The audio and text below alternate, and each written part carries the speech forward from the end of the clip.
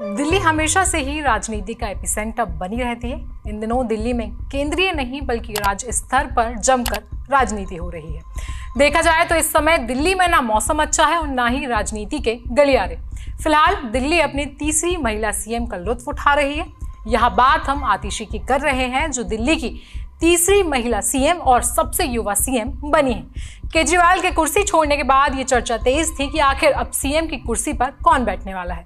कई बड़े नाम लिए गए, यहां तक कि केजरीवाल की पत्नी सुनीता केजरीवाल का नाम भी इस रेस में सामने आया, लेकिन आखिर में आतिशी के नाम पर आखिर मुहर लगाई गई। नमस्कार, मेरा नाम है आयुषी और आप देख रहे हैं जनसत्ता।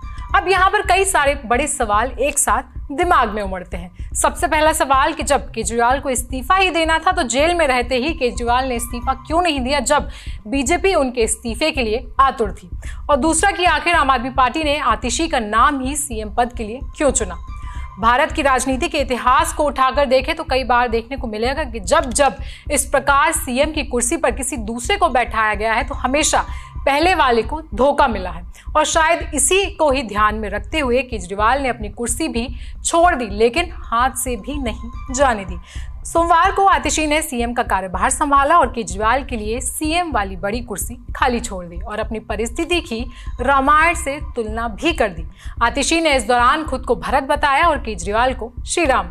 अब केजरीवाल की श्री राम से तुलना का विवाद एक अलग रूप से खड़ा हो गया है, क्योंकि 14 साल के वनवास के बाद श्री राम ने तो अपने सिंहासन पर वापसी कर ली थी, लेकिन क्या इस कलयुग में केजरीवाल की अपनी सीएम वाली कुर्सी पर वापसी होगी या नहीं, ये एक बड़ा सवाल है। दिल्ली में अगले 4 महीनों चुनाव होने वाले हैं और आतिशी लगातार अपने मुख्यमंत्री यानी कि केजरीवाल के लिए लगातार पहले दिन से ही प्रचार में लगी हुई हैं। लेकिन यह अंदाजा लगाना थोड़ा सा मुश्किल हो रहा है कि आतिशी का ये खेल सच्चा है या फिर झूठा। केजरीवाल के प्रति आतिशी की ये भावनाएं सच है तो केजरीवाल और आम आदमी पार्टी के लिए आतिशी से अच्छा कोई सिपाही और कोई नहीं हो सकता। लेकिन अगर आतिशी की ये भावनाएं सिर्फ एक दिखावा है तो वो कहावत एक बार फिर से सच होगी, जिसमें कहा गया है कि इतिहास खुद को दोहराता है। खैर, अभी के लिए मानकर चलते हैं कि आतिशी के दिल में केजरीवाल के लिए ये भरत और राम वाली भावनाएं जो हैं वो सच हैं और इसका परिणाम जल्दी ही 4 महीनों में दिख भी जाना चाहिए, क्योंकि अगर इसका परिणाम ठीक नहीं हुआ तो केजरीवाल का हाल भी नीतीश कुमार और हेमंत सोरेन जैसा होगा। बिहार में वैसे तो नीतीश कुमार को पलटू राम कहा जाता है, लेकिन जब नीतीश कुमार ने जितिन राम मांझी के भरोसे अपनी सीएम वाली कुर्सी छोड़ी थी तो उसे वापस लेने में नीतीश को नाकू तले चने चबाने पड़े थे। हालांकि नीतीश कुमार को सीएम की कुर्सी वापस मिल गई थी, लेकिन इसके लिए उन्होंने कितने पापड़ बेले थे ये किसी से छिपा नहीं है।